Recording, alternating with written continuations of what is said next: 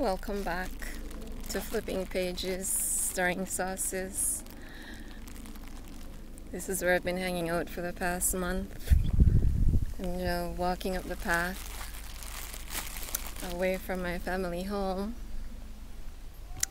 up the path to where I've been feeling most comfortable. I made the trip here to say goodbye to certain things and certain people, to close certain doors and open others, and some of those doors were closed. Some were opened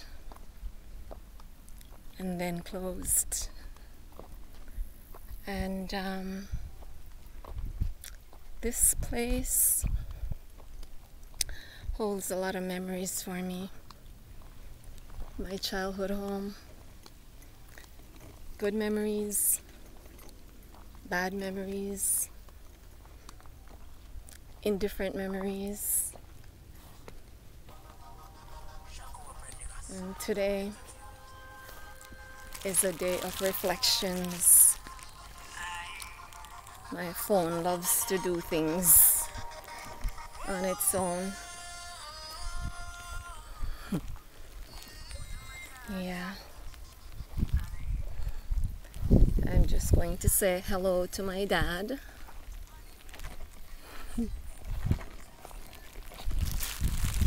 This is my father's final resting place.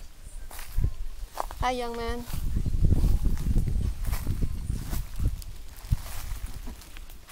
I don't know if you can see, but this is my father's final resting place. It's probably hard to see, but a little later on from now, I'm going to clean him up. Going to give him a bath. Yeah, the marble here is looking a little it's looking a little dirty and stained, so I'm gonna wash him down so he looks nice and clean, and gonna continue the trek. I don't know if I should take the shortcut through my sister's house or if I should walk around the long way. Let me just see if I can pass by here safely. Yeah, actually I can. So I'm walking by my sister's house. She's my closest neighbor. Maybe I should have taken the long way around. She has made some changes and there are things in the way. Okay, that's good. Yeah, I'm carrying a bag with seeds of the fruits that I've been consuming. I'm just gonna toss them in an area on my property and hopefully they will grow. So this is my sister's house behind me, beside me. Yep, and I'm now walking over to my place where I've been sitting in the bushes, talking to the Creator, asking Him to heal my broken body and whatever other parts of me are broken.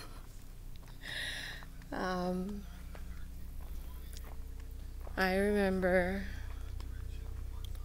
running through the woods here, playing baseball with my brothers and sisters, the Jamaican form of baseball. This is my future driveway.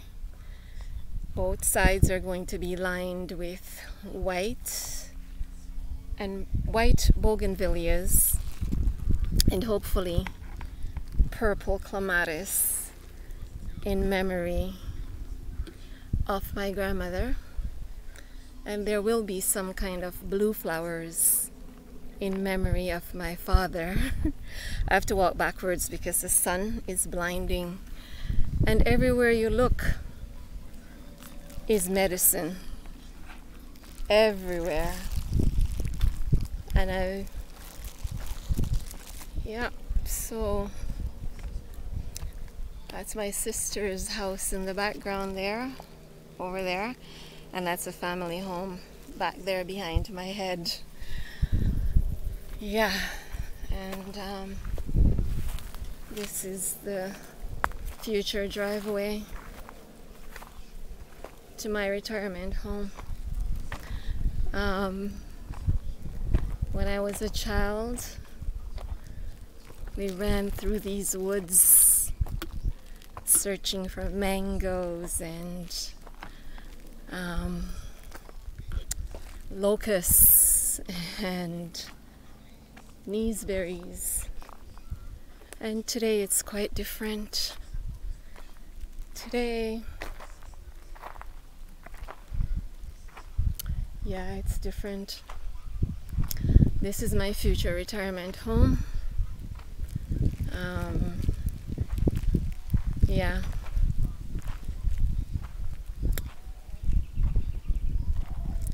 And I love the outdoors, and I've been camping. I chose to do my cooking outside, and behind me are my stoves. I don't know that you can see them.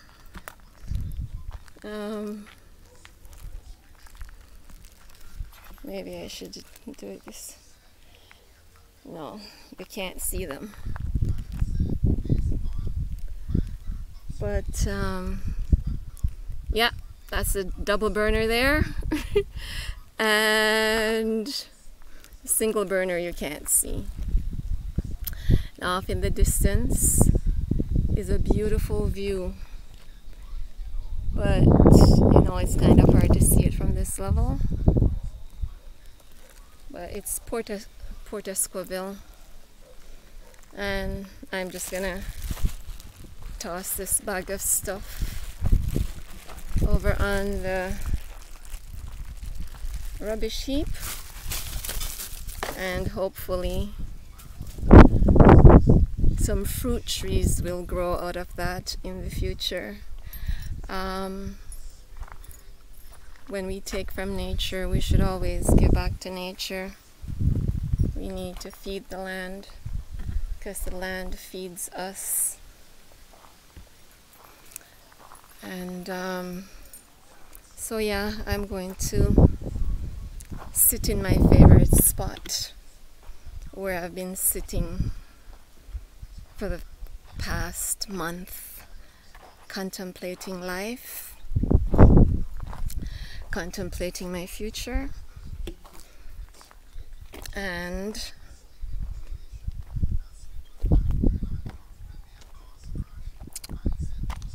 really spending time alone with my Creator. And I've learned how to fix a pipe with tangent, thanks to my sister Denise. So the next time my pipes are busted, hopefully I will be able to fix them myself. And this is my favorite spot where I sit among the thatched trees and contemplate life. So this will be titled Reflections. I was born here, and my father delivered me here, and lighting issues as usual. Oh, this is much better. So before I was 10 years old, I spent a quarter to half of my life here. But I didn't feel like I fit in because I didn't understand why my brothers and sisters got to stay here full time and I had to spend time with my grandmother. And my grandmother loved me.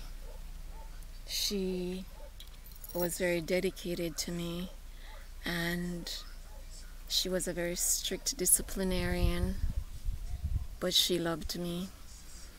And it was a very lonely time living with my grandmother because I was the only child in the house. And when you're an only child living with adults and teenagers, it becomes very lonely because there's nobody to play with. And so the fruits that fell from the trees were my toys and my friends. A piece of broken stick in the yard was my friend. And you know, it was very lonely, and I couldn't, as a child, you don't know how to communicate that to adults, and they don't realize the pain that their decisions sometimes caused. My grandmother had a friend, Ma's Papa, and I was very skinny, and he would always say to me, "I'm going to cut off your bud leg and roast them."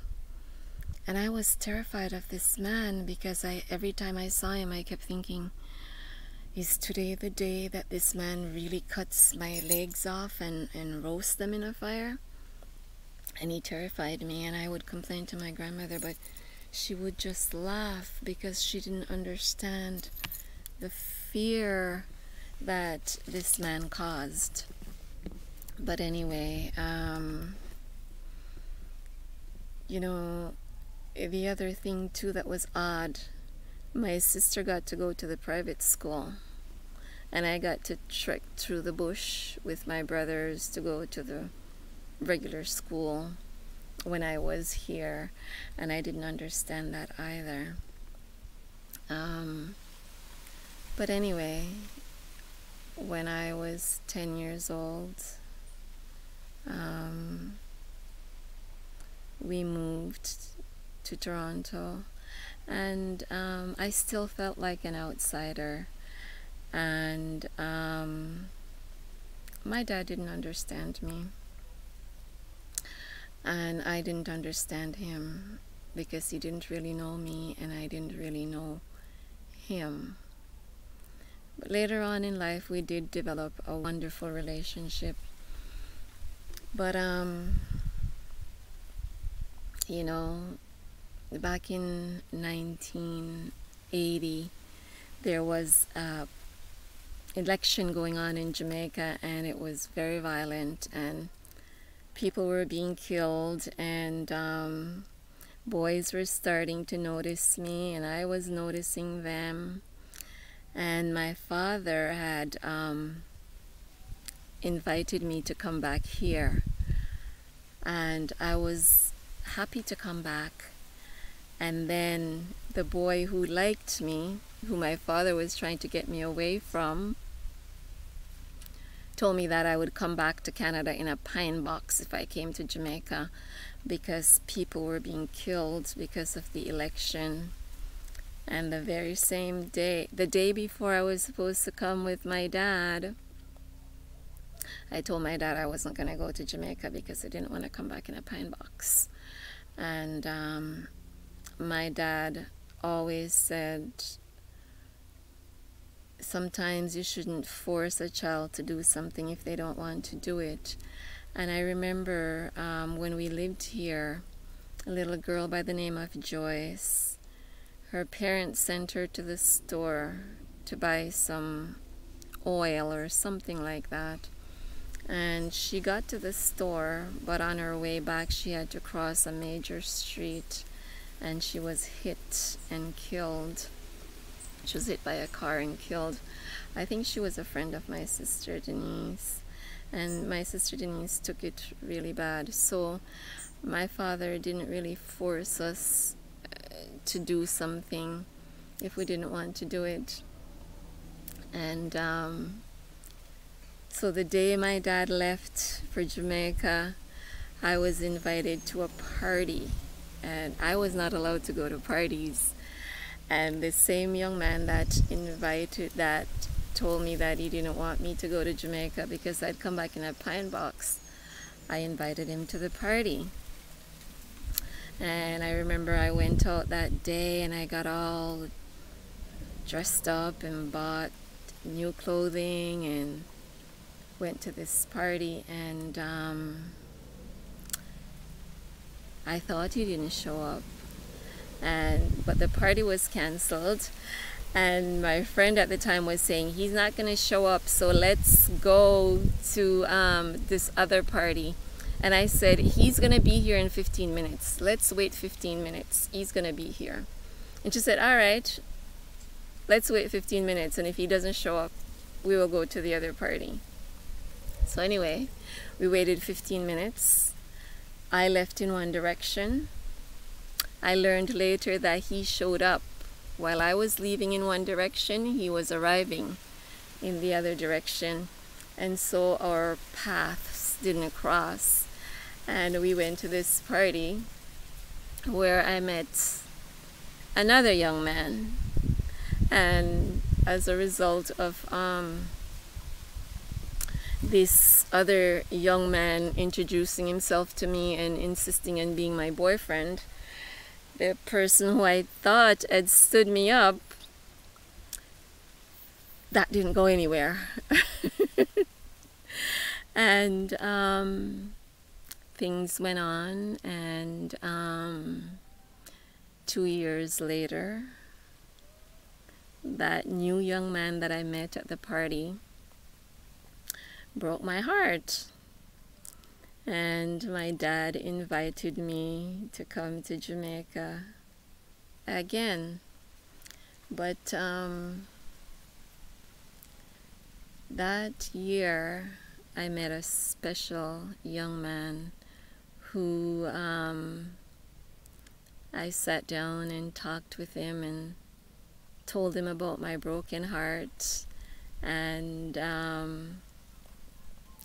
I thought that at the end of me unburdening myself, he was gonna tell me what a louse this guy was, and nobody didn't. All he said to me was, my shoulders are here for you if you need them to lean on. And that man became my best friend. And some years later, I married him, and we had a wedding reception here.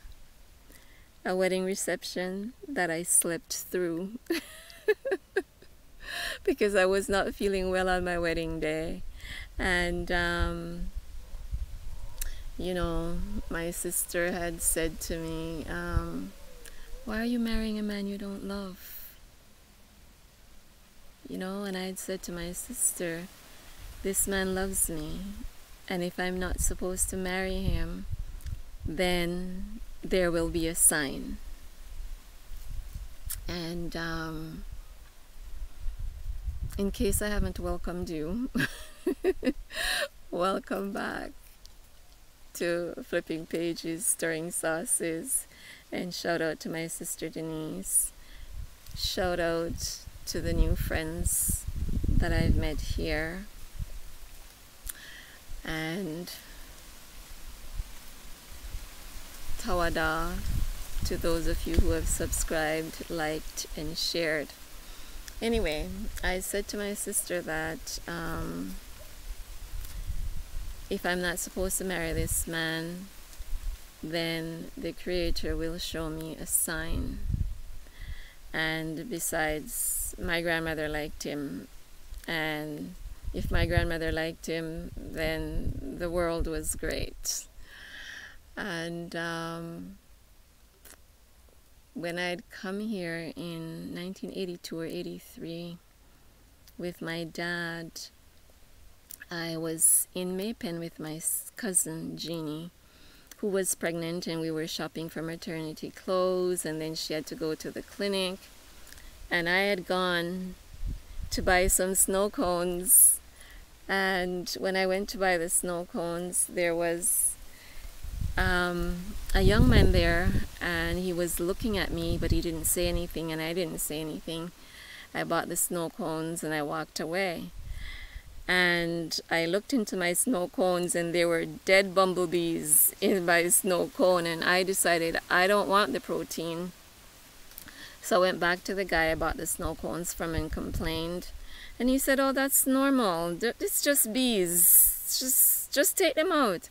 And I said, "I don't want the protein." So he said, "Okay, just dump it over there." So I dumped it to where he had told me to dump it, and he gave me 2 more. And I was walking away, and the man that was standing there with him looked at me and said, "The woman of my dreams have walked into my life, and now she's walking out again." And that kind of got my attention. And we talked, and he asked me where I lived, and I said Toronto, and he said Toronto is in Yonge Street, and I said yes.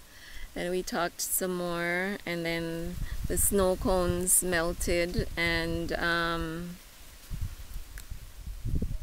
I had made my way back to my cousin after a while, and this young man had asked me out on a date. I was living on my own in Toronto, and was afraid to go on a date with this man, because if I had gone on a date with this man and my father found out, I was convinced that he would have killed me. But anyway, because we were not allowed to do certain things while under my father's roof, and eating on the street was one of those things. Standing on the side of a road talking to a man was another one of those things. I still refuse to eat on the street to today, because it was such a bad thing for us to do. And if we did do it, my parents would find out about it before we got home, and we would be in big doo-doos when we got home for eating on the street. But anyway, this young man told me to meet him in Maypen the next day, and it was the day before I was supposed to leave to come back to Toronto. And I went to Maypen under the guise of buying stuff to take back. Well, not under the guise, because I usually go to the market and buy fruits and stuff that we didn't have on the property to take back. And I met with this young man, and he showed me around Maypen, and he told me he was going to take me to the Maypen library. Somehow something happened and we never did make it to the library. I did not find out until 2 weeks ago where the Maypen library is. But anyway, he said he wanted me to meet his mother. And I thought it was odd that this man wanted me to meet his mother.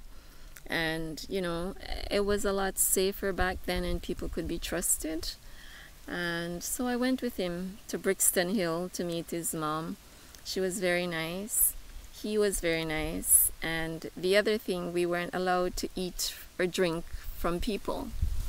And he made me lemonade, and I had the hardest time drinking this lemonade, but I did drink it. And he fed me other citrus. And then we said, he told his mother that he was going to marry me. And, you know, she just smiled and nodded and stuff, and met his sisters. They were really nice. And then he took me back to Maypen, and he put me in a cab. He opened the door, he closed the door, put me in a cab, and told the cab driver not to stop to pick anybody up to take me straight home. And then he said to me, even if you forget about me when you go back to Toronto, I'm always gonna love you. And he said he was going to see my dad and get my dad's permission to marry me, and I was just freaking out because, you know, this guy has some nerve. Like, you know, he just met me and he's gonna go talk to my dad. Anyway, I got back to Toronto and my best friend and my brother picked me up at the airport, and then I learned that night that my best friend was in love with me. And so that was a dilemma for me, because here is this young man in Jamaica who is professing his love for me and wanting to marry me, and here is my best friend telling me how he feels about me. And it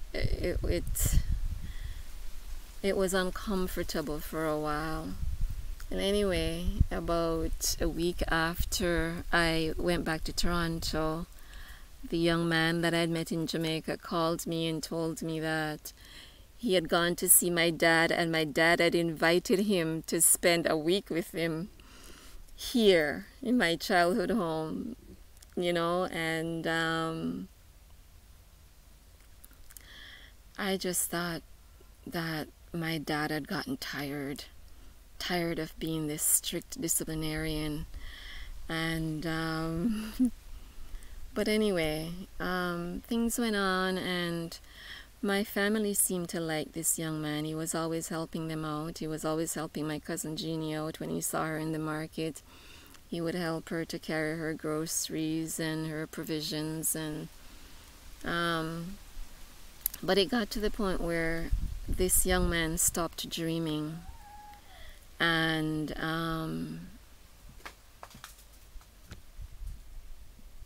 this young man stopped dreaming, and his only focus in life was to marry me and move to Canada and become some kind of bank manager. And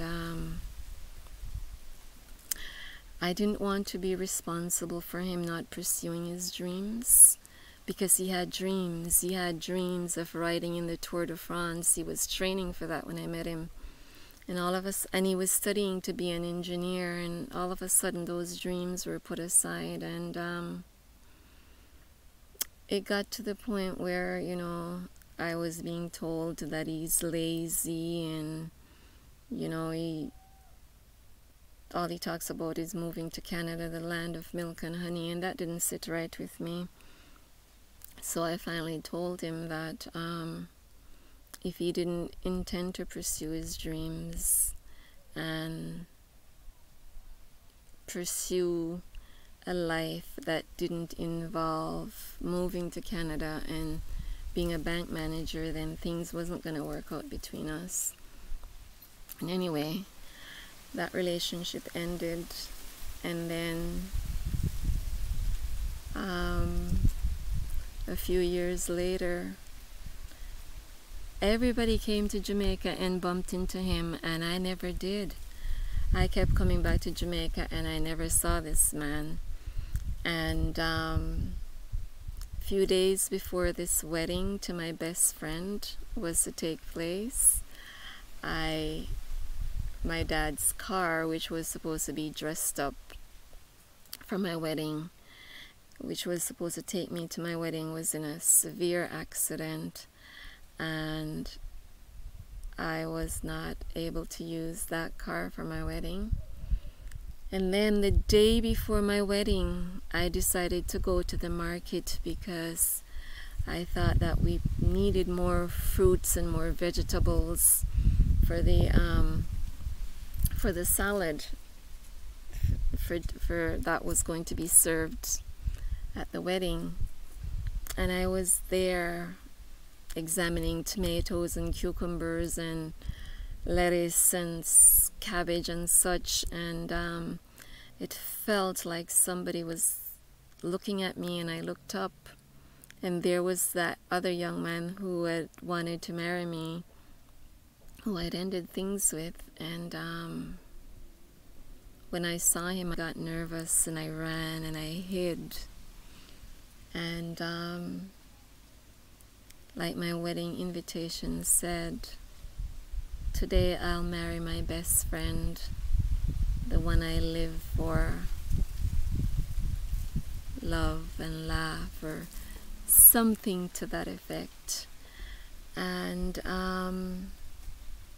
the morning of my wedding, somehow my veil became separated from my wedding dress, and then my brother had to come back 20 minutes here because I was getting dressed at my grandmother's house. I had to come back here to get my veil, and the car that I was promised would be dressed, decorated for my wedding, was not decorated. And I got to the church, and you know, the wedding started. My dad was walking me down the aisle, and all I kept thinking to myself, or I thought I was saying out loud, is, please tell me not to do this. I will listen to you for once in my life. I will listen to you. And I'm walking up the aisle and I'm all nervous, and I'm begging my dad, you know, tell me not to do this. And the next thing I remember is the pastor saying, who gives this woman to be married? And my father was so quick to give me away. He's like, I do. And you know, and that's all I remember. I do not remember anything about the wedding ceremony. I do not remember saying I do. And the next thing I knew, we were outside taking pictures, and my husband was saying to me, I've told you 6 times how beautiful you look, and you have not said anything to me. And I was wondering, how did I get there? What's going on? Why are we outside? And then I realized that we were married. And then we went to the great house to take pictures, only to find out that the person who said she had called to make the arrangements, who had volunteered to make the arrangements for me to take my pictures there, had not made those arrangements. They didn't have a clue as to who I was. And but anyway, we took pictures in an area that it's not the area that I wanted. We couldn't take pictures inside the great house, basically. And so that weddings, I came back here because the reception was held here. And I remember walking across the grass, and it was so green. And they had an outside tent set up. There are birds in the woods. And they were playing Here Comes the Bride, and it was all instrumental. And the French horns sounded amazing. And I was walking across the lawn, and you know, people were saying how beautiful I looked, and my grandmother was sitting there in peach. She was decked out in peach, and she looked amazing. And that was a happy time for me. But then sometimes your best friend should just remain your best friend, because that marriage didn't last. I ended that marriage some years later for several reasons, but that young man remains my best friend. Sometimes we don't speak to each other for 5 years, but I know that if I have a problem and I pick up the phone and I say I need your help, he will be there to help me, and he can do the same. And sometimes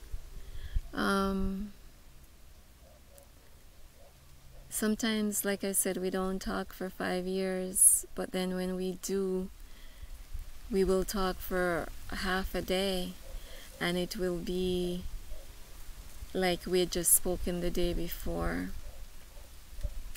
And I share some wonderful memories of him here, walking through these woods, exploring this place, my childhood home. And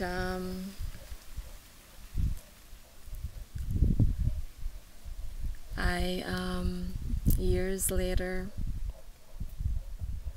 I came back here and spent time here with a new boyfriend when my uncle passed. And although my grandmother was disappointed about my marriage ending, she liked this new man in my life because he reminded her of her father. And you know, he I remember one day when we were here, he was looking very unhappy, and I said to him, "What is the matter? What's going on? Why are you looking like that?" And he said, "Your dad won't let me hold a machete." And so I said to my dad, "Well, why won't you let him hold the machete?" And my dad says, "I want him to go back to Toronto with both legs." And anyway, so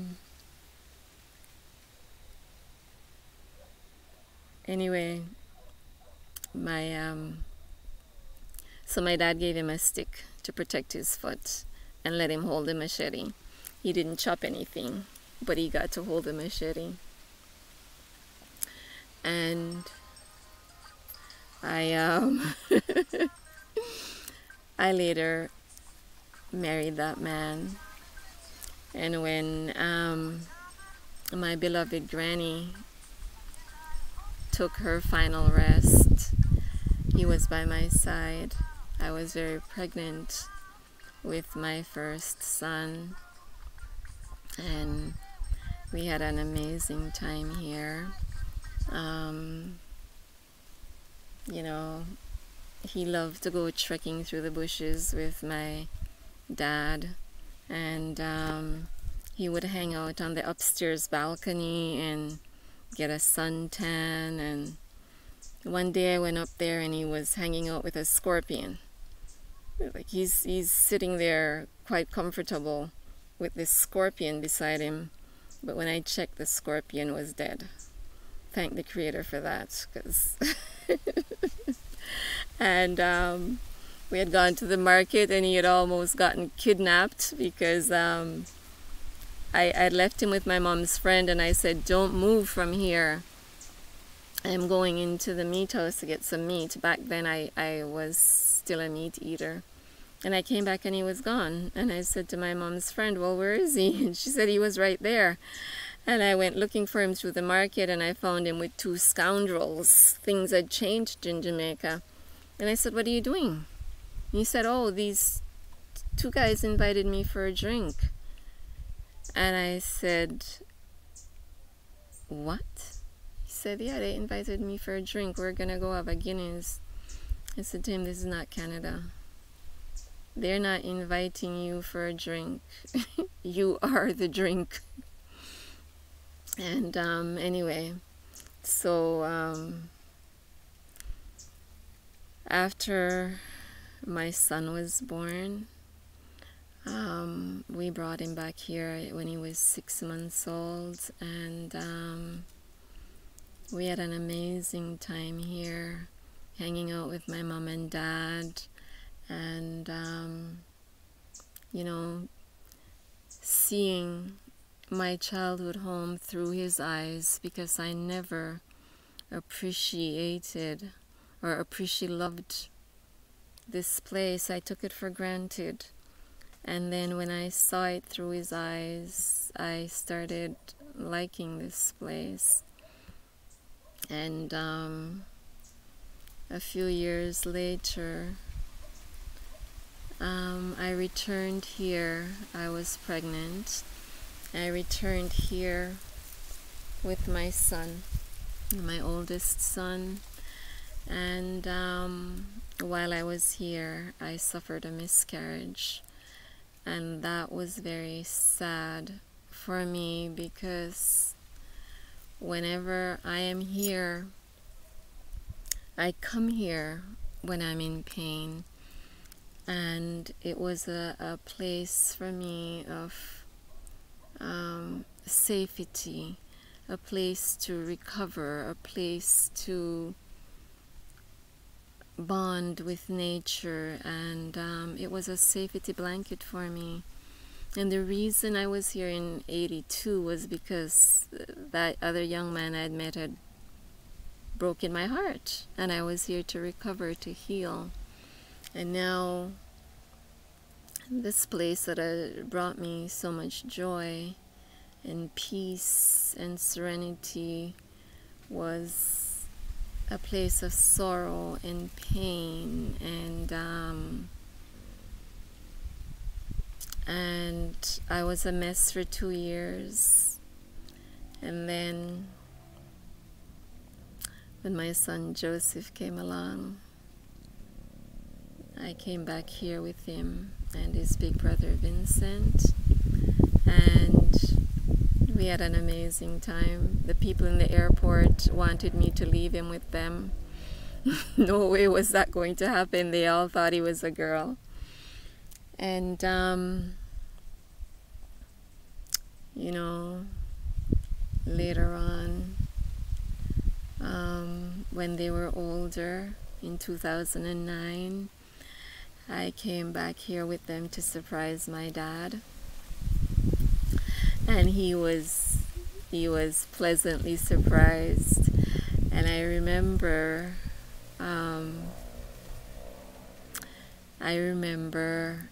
him walking with them through the woods, showing them the property line, and telling them that one day they would inherit this place. And I remember they built chairs or stools, and my father had stripped down wood sticks for them, and they were walking through the bushes with sticks. And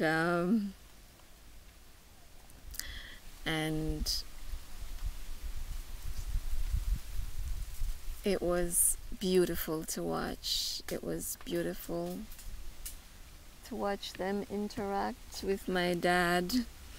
And they planted trees, and they planted coconuts, and they planted orange trees, and those orange trees are, oh my gosh, they're over 20 feet tall now. And those coconut trees are quite tall as well. And I pick jelly coconuts off of them sometimes when I'm here. And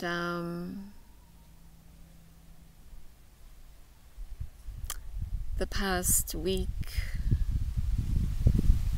this place has been a place of sadness for me, because like I said, I came here to say goodbye and close doors and rest my broken body. And you know, I had an amazing 3 days, and then I had to close certain doors, and it became a place of sadness for me.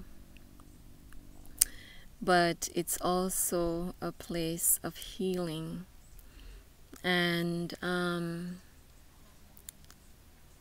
sometimes when you suffer a loss, you know, you think it's the end of the world, and then the Creator opens other doors for you, and you end up gaining so much more than you've lost.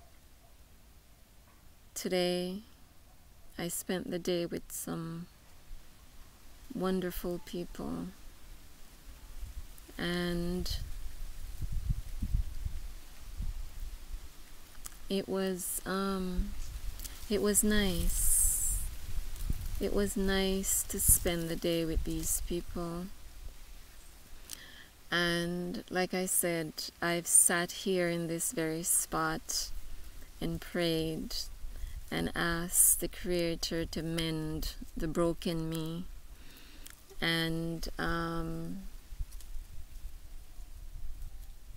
I have so much to be grateful for. I have so much to tawada the Creator for, because He's given me so much more than I've lost.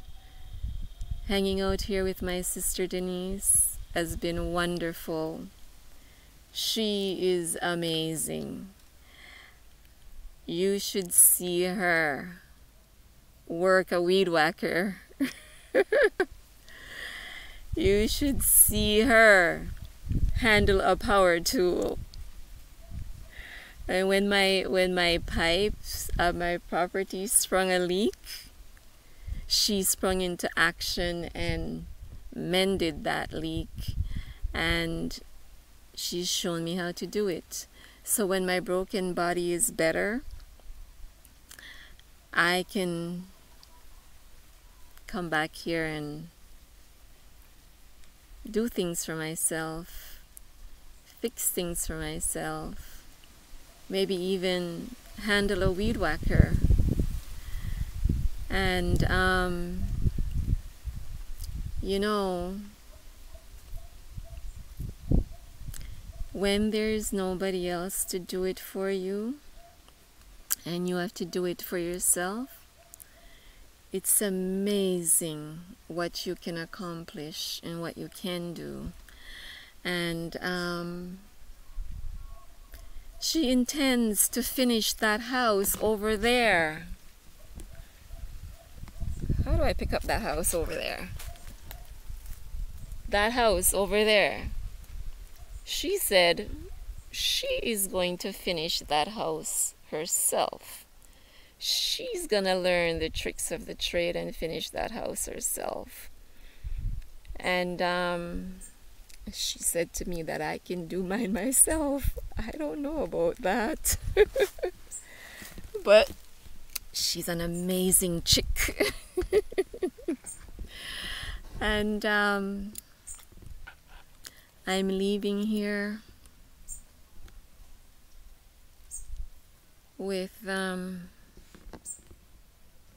sweet and sad memories, but I think I've gained a lot more than I've lost.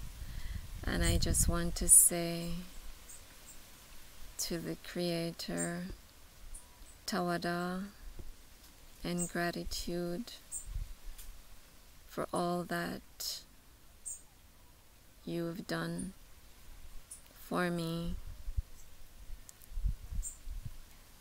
I'm leaving here a completely different woman than the one who arrived here.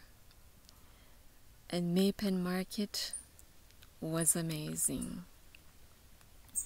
It was amazing. Jamaica is a very humbling place. The people humbles you, the country humbles you. And I have a lot more to say about my trip, but that will be another time. I'm going to walk out of these woods now. I'm gonna go wash my daddy's grave down and maybe hang out with my sister Denise, or I might hang out in my outdoor kitchen, or I might wash my hair. My plan today was to soak some tuna, cactus, and aloe vera in the sun and wash my hair, but